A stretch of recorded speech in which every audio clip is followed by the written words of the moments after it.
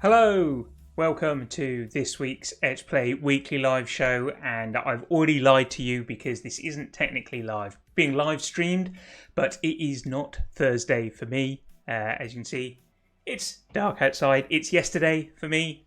We are pre-recording the show because we're actually not around at the moment. We're at an event, a real world out and see other people event, which is scary in these recent times that we've had, but we've been really looking forward to it. So we're going to be at the Yuki AGM whilst you're watching this, and soon for you we'll be heading over to the MCV Develop IRL event, which is kind of like a reunion gathering networking event for the UK video games industry. So we're really excited about that, and we're there, and there's probably a good bunch of people who would normally be watching this that are there as well. But if you're not there, then we're gutted, but we thought we've got to keep our streak going. We can't let you down. We've got to have a show. So this is me phoning it in. It's going to be a very short show. We're going to cover a little bit of the week's games industry news, and I'm going to be sharing a little bit about what we're up to in the near future, because we totally haven't really prepared this very well. Hence why I'm here by myself. So who knows what can happen with that. But yeah, let's have a look at the week's news, shall we? So what has been going on? So just after the show last week, there was the Sony PlayStation Showcase event, and it was pretty epic, I think. I think they announced a lot of really interesting stuff. Some standout highlights for myself: God of War, Ragnarok, and Spider-Man 2 both look incredibly good. And this is the interesting thing with Sony. They've still got that first-party content, the exclusive content, and that is the appeal for PlayStation. They're still absolutely knocking that out of the park. So God of War, the sequel, Ragnarok, Spider-Man 2, neither of these look particularly soon. I think 2022 or even 2023 for Spider-Man. But yeah, they're looking really good. Also, from the team that create the Spider-Man franchise, Insomniac Games, they revealed a new IP for the Wolverine, new game for the Wolverine IP, and you can see that there. Not a huge amount given away, but looks pretty exciting. Anybody who's into the Marvel world and X-Men, looks kind of quite a gritty take. Not that you can take a lot from it at the moment, but yeah, very excited to see that. Another one that got a huge amount of attention, Knights of the Old Republic, a 2003 game that was originally launched on the Xbox, and I think later came to PC and PlayStation, has been announced a remake of that, which is coming to PlayStation and PC.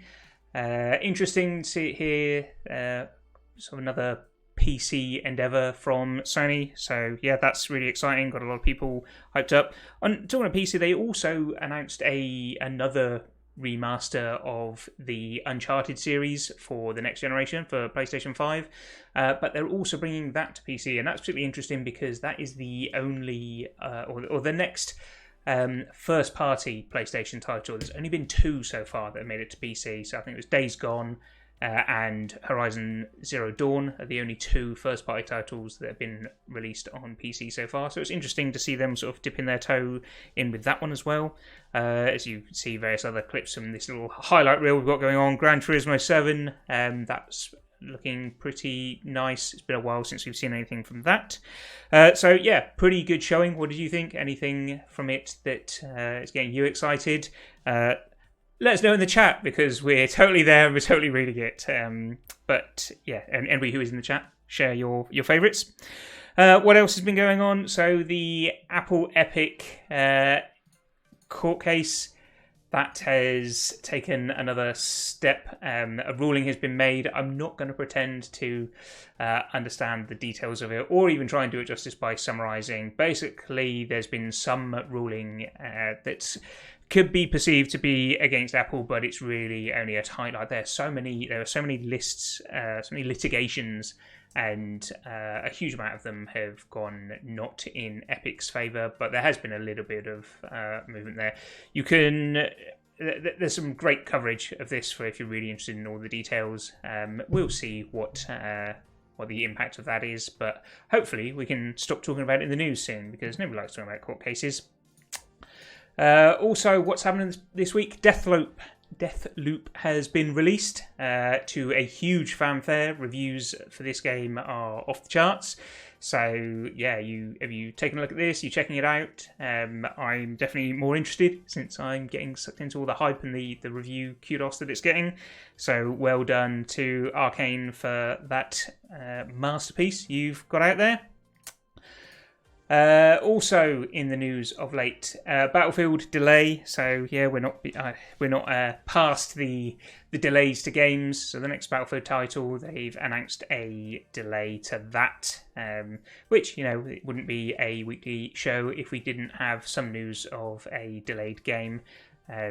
So yes, I'm sure it will still be a formidable release when it's there, and we'd always like to see studios taking the time to get these things right, and hopefully nobody is putting themselves through too much stress trying to get that release, and hopefully that's just a little bit of polish needed for that one. We tend to round up the news section with a Games for Good, and I'm just going to give some kudos to gamesindustry.biz, kind of the news media outlet covering the games industry. They have been building up to their Best Places to Work awards that are actually being hosted at the UK AGM that we'll be at. And in the run-up to that, they've been doing some really good panels, just highlighting some of the important issues that the industry are constantly taking more and more attention to. So a couple of days ago they had a diversity panel, so obviously a hot topic and getting lots of recognition out, and that's always great to see. They just yesterday had a panel on climate change, and we mentioned that a couple of weeks ago, that the kind of the initiative that the games industry started to take a bit of responsibility, take a bit of an interest, and try and have our say in that very important conversation as well. And then today they've got a panel on mental health as well. So some really important issues, and I see this as a really good thing because the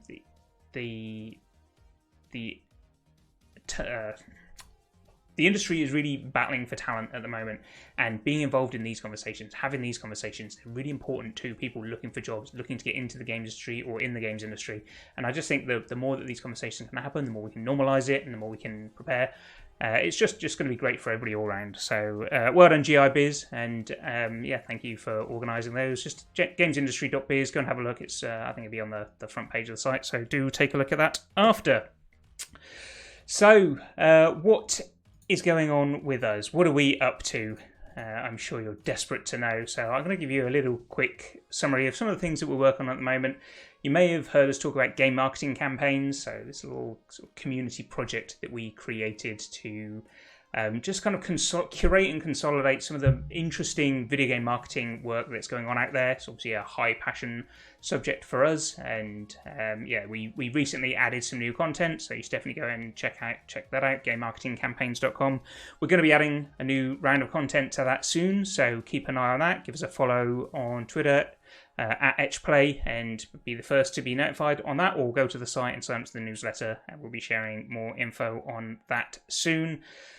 Something else that we're working on that we hope to be bringing soon. So you may remember, or you may have seen, we did a what if. So it's kind of like a conceptual, hypothetical. Maybe this would be an interesting idea to build on the experience offered by things that we love. So The Outer Wilds is a game that the team are huge fans of, and we kind of conceptualized this extended experience, as the term we like to use, to take the core game experience and allow people to interact with the game or with the brand beyond that kind of primary gameplay experience. So we threw around the idea for this mobile app for The Outer Wilds. We've got another what if project in the works at the moment, so we'll be sharing more information with you on that soon. Also, very exciting news this past week. The Guilford Games Festival that we've been involved in for the past 2 years, we're doing it again this year. We've got back together with our friends at Yuki, at Liquid Crimson, at Enterprise M3, and we've got a whole host of support. Give GU Games Fest a look on Twitter, and you'll see the announcement video for that. So we've got that coming up in the beginning of December, 3rd of December. The 2021 Guilford Games Festival will be happening. It will be an online event again, but we're looking at some sort of peripheral, potential real-world events to complement that as well. So do give that a look.